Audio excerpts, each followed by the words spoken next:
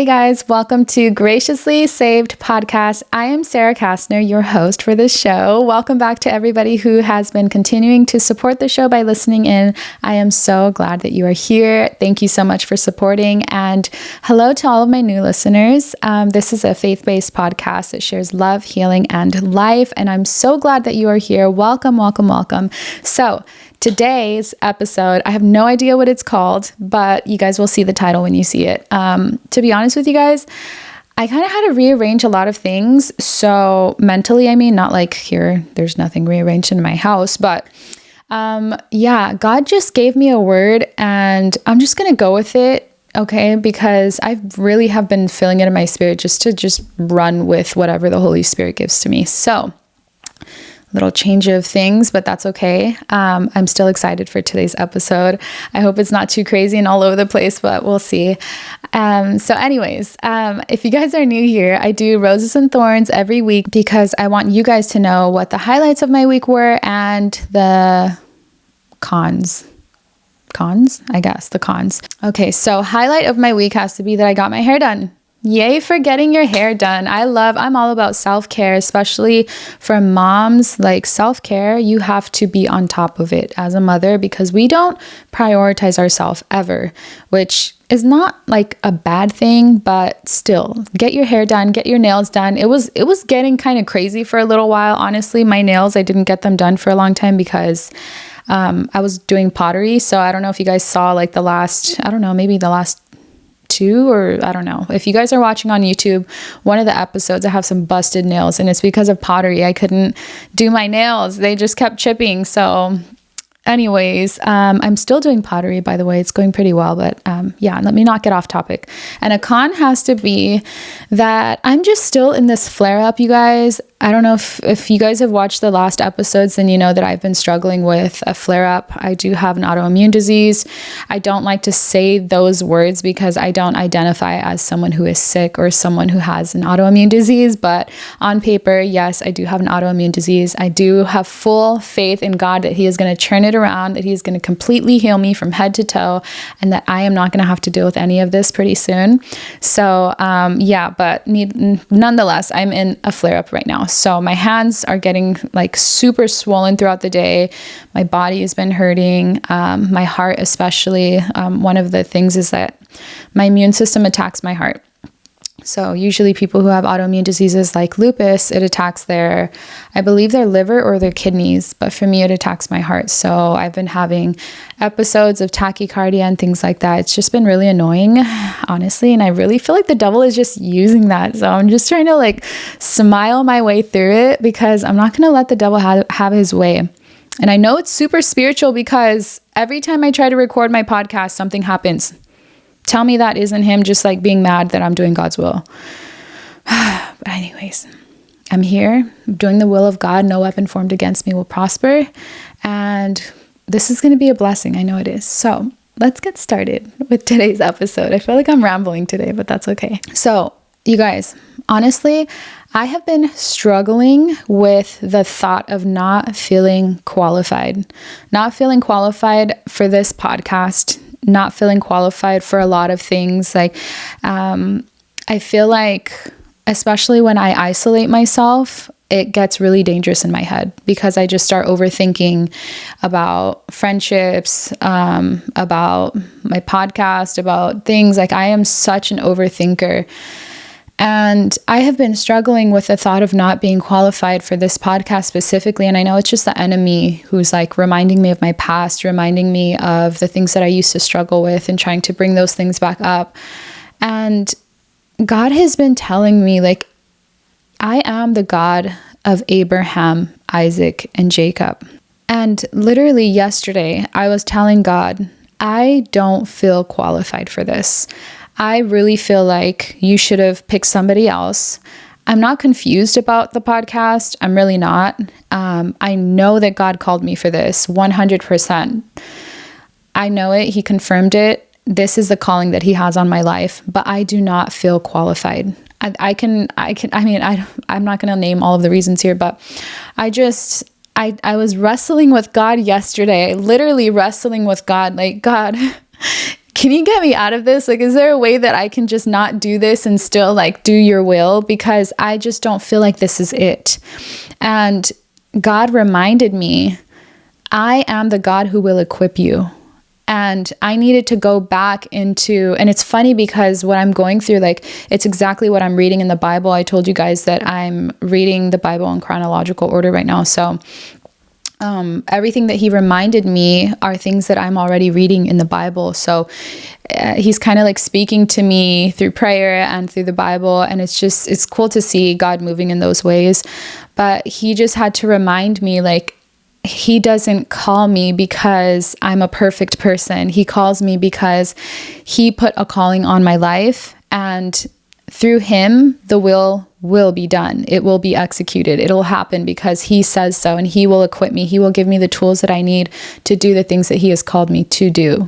And when I think about when I think about God being the God of Abraham and the God of Isaac and the God of Jacob, I really had to break down, like, who is this God? Who are they to God? For him to identify himself as the God of Abraham, Isaac, and Jacob, who were they to him? You know, that's such an honor, honestly, for God to be like, I am the God of Sarah. Like, oh my goodness.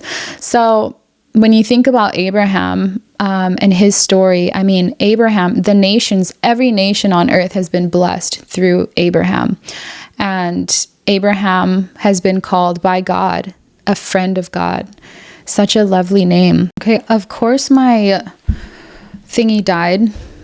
Of course, because like I said, the enemy loves to attack me when I'm doing this podcast. But anyways, back to the potty. So yes, God establishes a covenant with Abraham. It says, now the Lord said to Abraham, go from your country and your kindred and your father's house to the land that I will show you, and I will make of you a great nation. I will bless and make your name great, so that you will be a blessing. I will bless those who bless you, and him who dishonors you I will curse.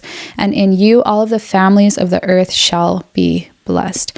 Wow, that is such an amazing covenant. And we look at Abraham as this man who was just so willing and full of so much faith in God, that what God says will come to pass, that what God calls him to, he will equip Abraham to do. I mean, this was a man of so much faith that he was even asked to make a sacrifice on a hill, for those of you who haven't heard of that story. And the only sacrifice that he saw was his son. And so because God said to go up there and make this sacrifice for me, he saw his son being the only sacrifice. He obeyed God and was even about to sacrifice his own son, but God made another way. God ended up revealing to him another animal that was right there. So he ended up sacrificing that one instead. And so Abraham didn't have to sacrifice his son. And so in that, we see that Abraham was a man of great faith. And so it's like, okay, I understand why God would refer to himself as the God of Abraham. This was a friend of God, a man of great faith, an obedient man of God. And so God appears to Moses through this flaming bush, and he tells Moses to lead his people, the Israelites, out of Egypt. And so he says, who do I say you are? Who do I say sent me? Who do I say told me this? He says, tell the Israelites that the I am sent you. The God of Abraham, Isaac, and Jacob sent you. And so although Moses knows that God is calling him to do this amazing task, this amazing will, Moses hesitates to answer God's will because he feels inadequate. He feels slow. He feels like he is not equipped to do what the Lord has called him to do, even though he knows that God is speaking to him. He sees this amazing thing right before his eyes. A bush is literally on fire. He feels the presence of God so strongly that he takes his shoes off, and he feels inadequate. He feels like he doesn't have the right tools to complete this task. It says, Moses, however, said to the Lord, if you please, my Lord, I have never been eloquent, neither in the past nor now that you have spoken to your servant, but I am slow of speech and tongue. The Lord said to him, who gives one person speech? Who makes another mute or deaf, seeing or blind? Is it not I, the Lord? Now go, I will assist you in speaking and teach you what you are to say. But he said, if you please, my Lord, send someone else. So we see here the hesitation. We see here that the Lord is clearly speaking to this man. And Moses still feels like, I am not the man for this job. I do not have the resources. And he names all of the reasons why he should not be the one to answer this calling. And God says, I will provide everything that you need to do this thing that I have called you to do. Don't worry about it. Just go. And so Moses ends up going to Pharaoh. He ends up asking for his people to be freed. Pharaoh says no. I mean, it's an amazing story that you guys have to read, honestly. And so Moses ends up performing these miracles. God gives him the ability to do these miracles, and he ends up bringing a series of plagues upon Egypt. So Pharaoh ends up allowing them to leave Egypt, not without a fight though. Pharaoh definitely fights him, tries to bring the people back. It's this whole thing. And so through God's strength, Moses ends up leading the people out of Egypt through the battle. But imagine if Moses would have rejected his calling. Imagine if he would have said, I know that you're calling me for this, God, but I don't think it's for me. Like, I really don't think that I'm the right one. Imagine if he allowed his mind to win in this battle. If he allowed his own flesh and the comfortability of his flesh to win in this battle. But Moses realizes that he is not the one who has to provide for the calling that God has given to him. God is the one. And so from his obedience, God shows him that he is faithful and that what he says is going to happen. All he needs to do is just be obedient and follow the will of God. Now, Isaac is Abraham's son. Isaac is the promised child. And Isaac, God also refers to himself as the God of Isaac. And so when I thought to myself, okay, who is this Isaac? Why does God call himself the God of Isaac? And when we read about Isaac's story, he is the promised child. He is a miracle child. He is a man whose heart was surrendered to the will of God. He obeyed God relentlessly when God told him to stay in a land despite the famines and the attacks of the enemy. He stayed in that land because God told him to do so. He was a man who obeyed the will of God just like his father. Isaac was then deceived by his own son, and he still surrendered to the will of God by thinking, okay, God can still work with this. This is still the will of God, and I'm just going to allow it to unfold however God allows it to. Isaac's story also reveals God's faithfulness to his promises because he had made a covenant with Abraham and would continue to uphold it with Isaac and with Jacob. And so then I got to thinking, okay, so God is the God of Isaac. This man was an obedient man and his heart was surrendered to God. Then I got to thinking, who is Jacob and why would God associate himself with being the God of Jacob? And that's where I'm kind of at in my chronological order of the Bible right now. So I'm still, I've already read this part many times, but that's where I'm at right now. And so I just started thinking like, okay, so Jacob, if you guys don't know about his story and how he received his blessings, he actually cheated his way into receiving blessings by tricking his blind father.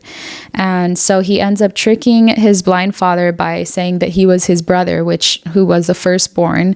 And his father ends up blessing Jacob, thinking that he was his brother. And so Jacob receives the blessings, and his brother's like, whoa, what? It was this big thing. So that's what happened with how Jacob received his blessings. He was basically a con artist. And so I started thinking, like, why would God associate himself with him? The word said that Abraham believed in God, and so God counted it to him as righteousness. He was a faithful man. Abraham believed that his descendants were going to be as many as the stars in the sky, and God counted it to him as righteousness because of the faithfulness of this man. So yes, he is the God of Abraham. Isaac was the promised child. He was the consequence of Abraham's faith. He was proof of God's faithfulness. And so, yeah, he's the God of Isaac. And then we think about Jacob, and I started thinking, like, maybe it's because there is a Jacob in all of us. And maybe God uses this and reveals this to Moses so that he can convince Moses over at that flaming bush that he is the God who can still use broken things. He is the God who can use something crooked, something unqualified, because I can name a million reasons why I am not qualified to do this podcast. but I can think of one reason why I should do it. And it's because God has called me to do it. And if God has called me to do it, that means that God will equip me for this. It means that I don't know everything, but God will teach me the things that I don't know. He will reveal new things to me. He will uncover new layers of understanding in my mind so that He can reveal them to me and I can reveal them to you. If God has called me to do this thing, I have to trust that He will equip me every single time I sit here and allow myself to be used by His Holy Spirit. I have to be faithful and obedient to God and the calling that He has upon my life. Never look at who you were and try to qualify yourself based off of your old life. Do not try to qualify yourself based off of who you are. Because God, if He has called you to do something, it's not because of you. It's not because of your past. It's not because of who you are right now. It's not because of the potential He sees in you. It's because of His grace and His grace alone. That is why He calls us to do His will. He can use someone else. He can use something else. He can make another way. But if He calls you to do it, it's because He is going to equip you for the calling. And you just have to trust in Him. You just have to let it go and just say, God, I trust that this is your way. And I trust that you are going to fully equip me with everything that I need to do your will. And I know that God is also saying, I'm not just the God of the goody goods, but I am the God of the broken. I am the God of the sinners, those who have sinned against me. I am the God who will still take a murderer and call you to go out and lead my people out of Israel, because that's exactly what He did with Moses. A man who murdered someone ends up going wandering around, and God calls him and says, no, I am calling you to do something. I know who you are. I know what you did, but I am calling you to do a new thing. I'm calling you into a new thing. And Moses hesitates. Moses wrestles with God. And that is me wrestling with God, saying, God, I don't think that this is a calling for me. I don't think that I am the one to do this. I think that you need to call someone else, find somebody else, because this is not for me. And I reminded myself of Moses in that time, because there he is literally seeing this amazing miracle right before his eyes and still wrestling with God, seeing that God can burn this bush on fire, but it's not supposedly consumed by the fire. And you still don't even think that God won't equip you, just like He made this amazing miracle happen right before your eyes. And it's funny how God says, I am the God of Jacob, because He ends up changing Jacob's name to Israel. Jacob ends up wrestling with an angel, and so God renames him Israel. But hundreds of years later, God refers to Himself as the God of Jacob, not the God of Israel. And I know that it's because there's a Jacob in all of us, and we all need to read this story and see ourselves in it, because you're right, we are not qualified. We are not qualified alone. We do not have the tools necessary alone. But God takes that and He uses the brokenness. He uses what the enemy is attacking you with. He can use your insecurity to give Him all of the glory. Look at my story, for example. I am doing this podcast to share my story, which you guys don't even know yet. And I know that my story with my health journey is going to help so many people. It has already helped so many people in my life. And I know that once I get it out there, it's going to help so many people. And that is something that the enemy tried to use to destroy me. But God said, I'm going to use this to lift you up. I'm going to use this to glorify my name. I'm going to use this for my kingdom. I'm going to take control over this. Just like Moses' speech delay, he was slow to speak. God said, I'm going to use that for you to go and speak to Pharaoh. And look at that. His people were freed from Egypt.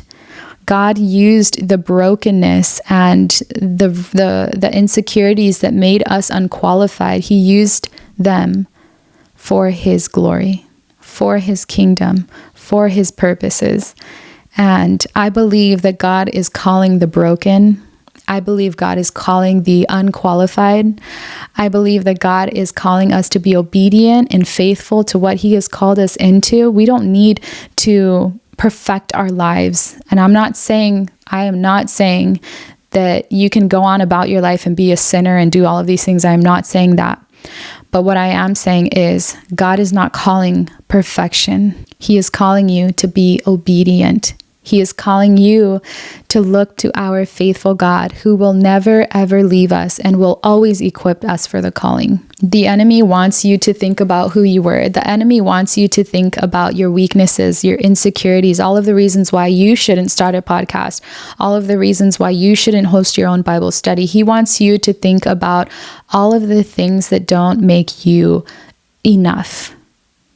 But God is enough, and I know that He is calling His children right now. There are so many new podcasts out, and I'm just so honored to be one of them. There are so many speakers out right now. There are so many people who are doing the will of God, and it just really warms my heart, and it gives me so much joy to see it because we need more. There needs to be more of us everywhere. We need to be everywhere at every corner, speaking the good news, speaking the word of God, because Jesus is coming. We know that Jesus is coming. Do you want Him to say, "Well done, my good and faithful servant.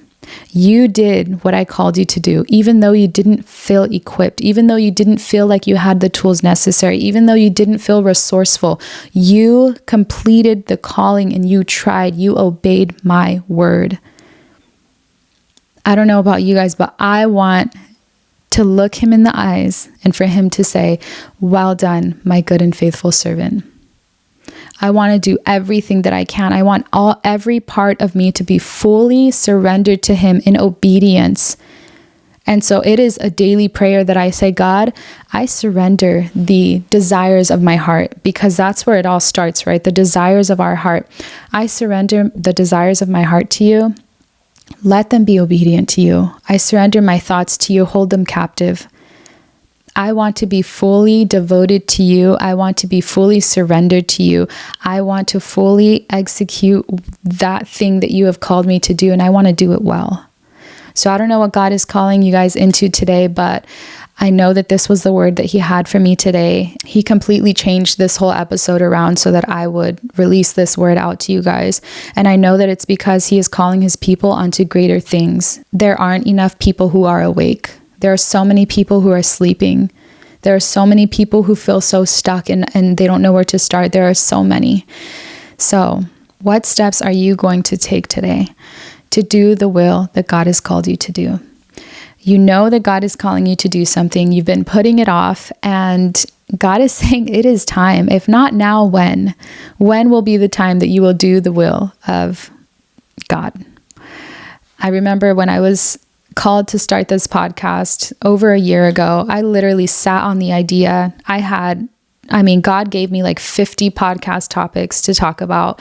I had the outlines, I had all the things, and I was like, okay, maybe if I do this or maybe if I do that, like I need to get this right first. And God was like, stop it. It's not about any of that. It's about me. It's not about you and the way that you look. It's not about the camera that you have or the tools that you have. It is about me and my word and the message. And He wants it to get out. He wants His word to be released into this world. When we look at our insecurities and our inability to do something, we're basically saying, God, I don't trust that you're going to equip me for this calling. I don't trust that you are going to be right here with me through the whole thing. We need to have more faith in God. We need to be more obedient. We need to have ears that are more sensitive to His voice. And that means eliminating distractions. That means carving out time for Him. That means being intentional with our time with God. How are you going to know what God is calling you into if you cannot hear His voice? You're filling your room with so much noise and chaos, and God is trying to speak to you. God is trying to lead you. God is trying to direct you into something new, but you keep distracting yourself. Carve out time to be alone with God. And I'm not saying just a one-time thing, because sometimes God doesn't speak through a one-time interaction. You need to build a relationship with God and seek Him. Don't seek the things that He has for you. Seek Him, truly seek Him. And everything else will just fall into place. You'll just watch it all unfold and it'll be so beautiful. But we need to be intentional and we need to put our faith into action. And that means trying it out That means sitting down, recording a podcast, asking God, what do you think about it? What could I do better? It means actually trying to do what God has called you to do, even if you're not sure if he called you to do it. If you feel like he may have called you to do it, put your faith into action, because he loves to see that. He's not going to force you to do something for his kingdom. We have to have the willingness, because he gives us free will. So once we have the willingness to do it, and we have the obedience and the faith to say, God, I trust that you are going to equip me. And if this is not the calling that you're calling me into, I trust that you will close these doors and that you will open the ones that lead me to you. So I really hope that this episode helps you to surrender your ways to God. Surrender your thoughts to him and ask him, what is it that you are calling me to? How can I be obedient? Give me a heart of obedience and a heart of surrender. God has a will for each and every one of our lives. He has a purpose for each of us, whether it's a lifelong purpose or a seasonal purpose. God has purpose for you. There is a reason you are here. There is a reason why you feel like you are being called into something new. God wants you to surrender to him, and he wants you to speak with him and have a relationship with him. Ask him, what is it, God, that you are calling me into? I hope that this episode blessed you. I hope that it helps you to seek him first and to do his will, to be obedient to his will. I love you guys. Thank you so much for watching, and I will see you in the next episode. Bye.